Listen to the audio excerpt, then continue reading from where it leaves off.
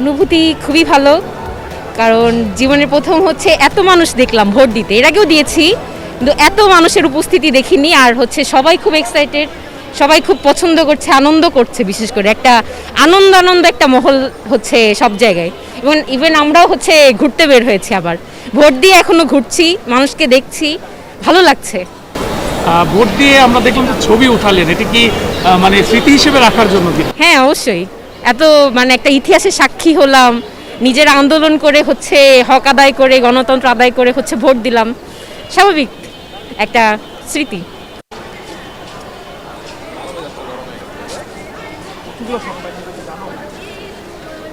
প্রথম ভোট হিসেবে তো মানে খুবই আনন্দ লাগতেছে। কাইন্ড অফ মনে হচ্ছে যে আসলে আজকে হয় ঈদ উল ফিতর না হয় ঈদ উল আজহা। সকালবেলা ঘুম থেকে উঠেই মনে হচ্ছে যে গোসল টোসল করে রেডি হয়ে সেজে গুজেই যাই ভোট দিতে।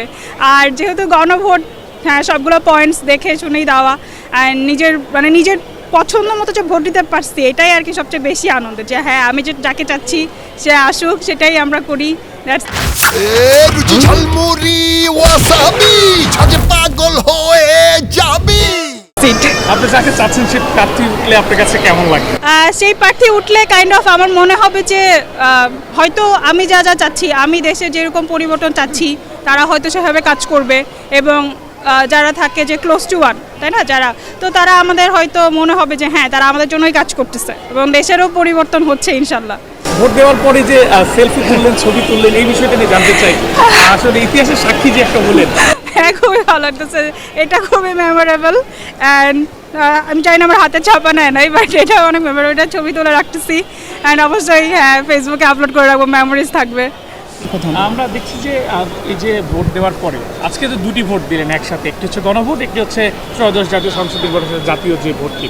অনেকে ভোট দেওয়ার পরে এই স্মৃতিটিকে ধারণ করে রাখছে মোবাইল ফোনে সেলফি তুলে বা ছবি তুলে। এই বিষয়টা আপনার এই অনুভূতিটি একটু জানতে চাই, এই যে ছবি তোলার অনুভূতি। আসলে সত্যি এটা খুবই সাংঘাতিক অনুভূতি, ভাষায় প্রকাশ করার মতো না। আমি নিজে অনেকগুলো ছবি উঠিয়েছি, যেহেতু দীর্ঘ 17 বছর পরে দুইটা ভোট দিতে পেরেছি আমরা। একটা হচ্ছে গণভোট, আর একটা হচ্ছে জাতীয় সংসদ নির্বাচন।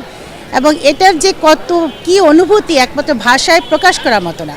আর সবচেয়ে বড় কথা, আমার জন্য একটা স্পেশাল ডে আজকে। আমার দুই ছেলে মেয়েরই আজকে ফার্স্ট ভোট।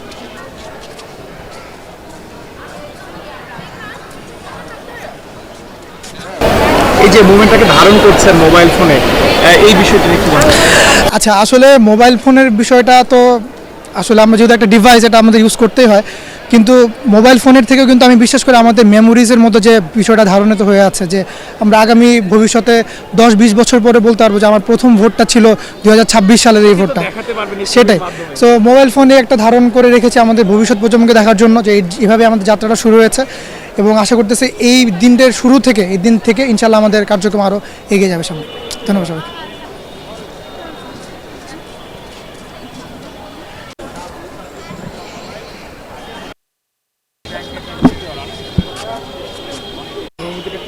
খুবই ভালো, হ্যাঁ, একই দিনে দুটি ভোট, এটা ভালো, কারণ কখনোই তো ভোট দেওয়া পড়ে নেই এত বছর, এই প্রথম ভোট দিলাম, ভালো অনুভূতি। ভোট দেওয়ার পরে পরিবার নিয়ে আমরা দেখলাম যে ছবি তুললেন। হ্যাঁ, এটা একটা উৎসব পরিবেশ হয়ে গেছে এবার আসলে। এটা কি আসলে ইতিহাসের একটা অংশ হিসেবে এই ছবিটি রেখে দেওয়ার জন্য? হ্যাঁ হ্যাঁ, অবশ্যই। আপনার মতো করে একটু বলেন, ছবি তোলার কারণটা একটু আপনার মতো। ছবি তোলা মানে একটা স্মৃতি রেখে দিলাম, ভোট দিলাম পরিবার সহ, এটা ভালো, সুন্দর একটা পরিবেশে ভোট হলো।